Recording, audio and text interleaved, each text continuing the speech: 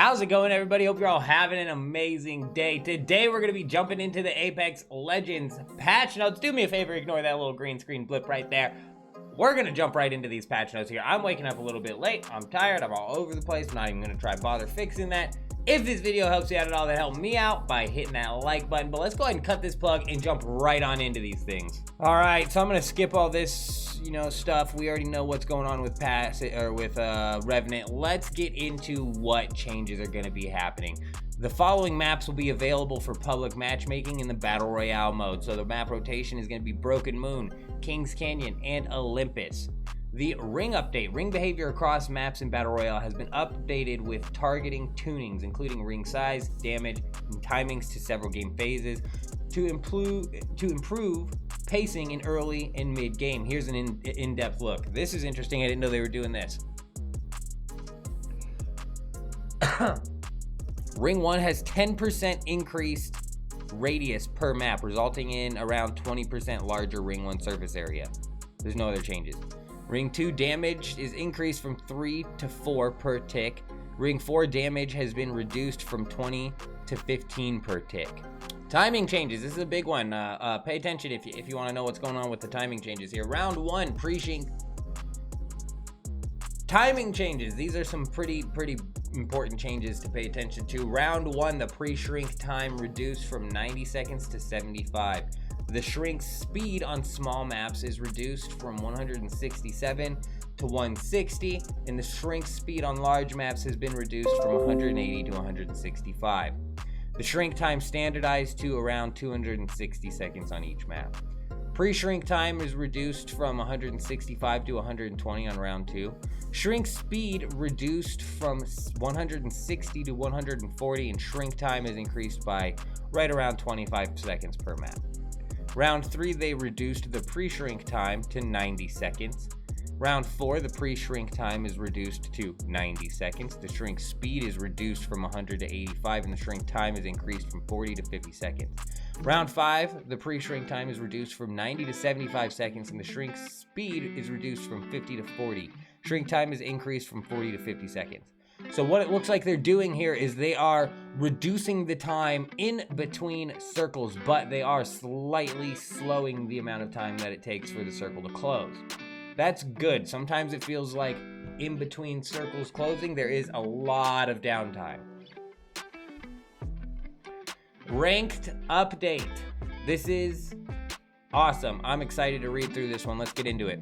There's been an LP table adjustment, and LP gain overall has been reduced. Diamond plus cost adjustments, they now have 50% increased losses. So Season 8, so they're just going to tank what you get for winning and stuff. That's not the fix I needed. A small portion of elimination bonus is exempted from bonus withholding due to mismatched MMR and LP. This value is increased based on the player's MMR. Skill and rating bonuses have been dramatically reduced. Elimination bonuses are increased slightly. They took that out. We mentioned in our July 2023 blog that we would be bumping up the elimination bonus slightly. In our attempt to reduce the master spike, we identified the need to reduce the overall points given with the whole system instead of bumping as planned. So this actually might work, but I'm not a huge fan. Seems like a lazy way to try and just like cover it through season 18. You know what I mean? But we'll see what happens with that. Balance updates. Armor changes. White to blue Evo points require 200, and it was 150, and the crafted Evo points is increased up to 200.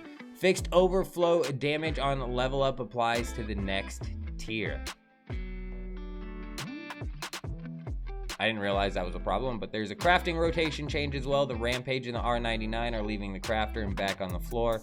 Nemesis and Mozambique with hammer point rounds enter the crafter. Nice. Now either everybody's going to be rocking a Nemesis or nobody is. Double trap trigger and hammer point rounds are removed from rotation. Boosted loader and disruptor rounds have been added to the rotation. The medkit price is increased to 20 and it was 15. Care package weapon rotation, the Hemlock returns to the floor. Prowler goes into the care package. Gold weapon rotation, we got the Hemlock, Peacekeeper, Alternator, Rampage, and Charge Rifle.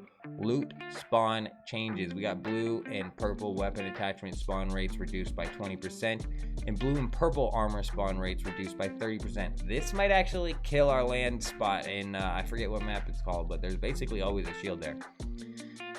Weapons. We got a charge rifle rework. This is a pretty lengthy one right here, so let's read through it. The new ballistics and projectile has removed hit scan, removed the pre-fire laser. Projectiles have player pass through 80% damage has been retained, and it opens doors. Projectiles gain damage with distance. At 50 meters, it's 75 damage. And if that's 75 damage gained, that's crazy. I'm assuming it's 50 meters, 75 damage. 300 meters, 110 damage. So not a crazy change, but almost nearing doubling it. New charge mechanics. Holding the trigger down will increase the charge. Releasing the trigger will decrease the charge. And it fires at 100% charge. So you have to get it to 100 to fire it. They added extended sniper mag, base 4, white 5, blue 6, purple gold 8. Ammo consumption per shot reduced to 1, it was 2. Handling times have been adjusted. The tactical reload time is decreased to 3.5. Empty reload time is decreased to 4.6. All SMGs, R99, alternator, car, Volt have had their strafe speed, ADS strafe scale reduced to 0.75, it was 0.85, and the headshot multiplier is reduced to 1.25, it was 1.5. R99 vertical recoil increased slightly, and the ammo capacity has been reduced. Spitfire, they added barrels to improve stability. ADS recoil has been improved, and the hipfire spread slightly improved. Wow, Spitfire coming in with a huge buff. That's going to be the weapon to be running this season. Mastiff, the blast pattern has been tightened. I still hate that shotgun. Hop-ups, we got boosted loader coming in for the Hemlock and the Wingman. Reloading when near empty will speed up reloading and overload the next magazine. Disruptor rounds, this increases your shield damage. Alternator shield damage is increased by 20%. Peacekeeper shield damage is increased by 25% per pellet. Double tap trigger, the EVE 8 and G7 Scout has been removed from floor and crafting bundles. And grenades, we got the frag grenade, the outer radius is increased to 350 units, it was 320. And the inner radius has been increased to 125 units, it was 96. They've adjusted the fire visual effects to better match the damage area for the thermite as well. We got Revenant being reborn, obviously with some new abilities. Let's move on into some ultimate cooldowns for all of the legends. I don't see Fuse on there, thank God. Bangalore Rolling Thunder 240, it's a plus 60 seconds. Catalyst's Dark Veils got a plus 30. Gibraltar's Defensive Bombardment down to 180 seconds, minus 90, it's a decent buff. The Black Hole's up to 210 seconds. Black Market up to 150 seconds. Ultimate Accelerant grant 25% ultimate charge up from 20%. I don't know if that's just for Loba or all the way around. Mad Maggie's Wrecking Ball is up to 120 seconds. Pathfinder's Zipline is 180 seconds now. And Race Dimensional Rift is 180 seconds. Looks like Fuse is still the best legend in the game, am I right? We had nothing change, baby. And that's good. Hopefully that means that they're bringing Fuse's heirloom out. That would be sweet. All right, tactical updates. Ballistics Whistler, they've reduced the delay before an overhead weapon starts cooling down to 1 second. It was 2. They reduced how long it takes an overhead weapon to cool down to 8 seconds. It was 12. Loba's Burglar's Friend, the cooldown is reduced to 25 seconds. It was 30. Seer's Focus of Attention, the slow duration reduced. Silence reduced. Firing speed increased. Broken Moon, they've added this to the mixtape, production yard, and the core. Multiple rat spots have been removed. King Canyon, multiple rat spots have been removed. World's Edge, they've smoothed legend movements on roads and edges. World Systems, crafting and workbenches, survey beacons, and ring consoles. They've removed the exclusion radius that caused some point of interest to get these objects more than others. All point of interest should now have an equal chance of receiving a ring console, survey beacon, or crafting workbench. Modes, nobody cares about modes. Bug fixes, I'm not going to read through all of the bug fixes. Audio, they fixed an animation that is not playing audio in rare cases. They've improved prioritization for certain enemies' movement sounds, and players' movement transitions no longer occasionally play duplicate audio events. Legends Ballistic, the car SMG doesn't default to heavy ammo after being converted to a golden gun and a sling with light ammo. Tempest no longer applies to the team when friendly fire is enabled in the firing range. Pathfinder's voicemail during an Ash Heirloom Inspect no longer stretched on the 1610 resolutions. Gibraltar and Bangalore, we've had their ultimates being fixed, not triggering if thrown on a zip rail launcher and skydive towers. They fixed ultimates not cooling down if they're while holding the ultimate grenade. Lethal Lass skin has no longer obstructs ADS on the Prowler. Loba's Luna Wolf skin has no longer a broken mesh, and Sheila's ammo counter is now correctly rotated. Wow, they got a lot of updates here. We're almost at the end. For maps, Broken Moon, they added a building to the west of the core to minimap. Loot Tick now correctly drops loot at production yard, and they've removed the invisible collision above playing field. For Olympus, indoor props without collision no longer blocks picking up loot.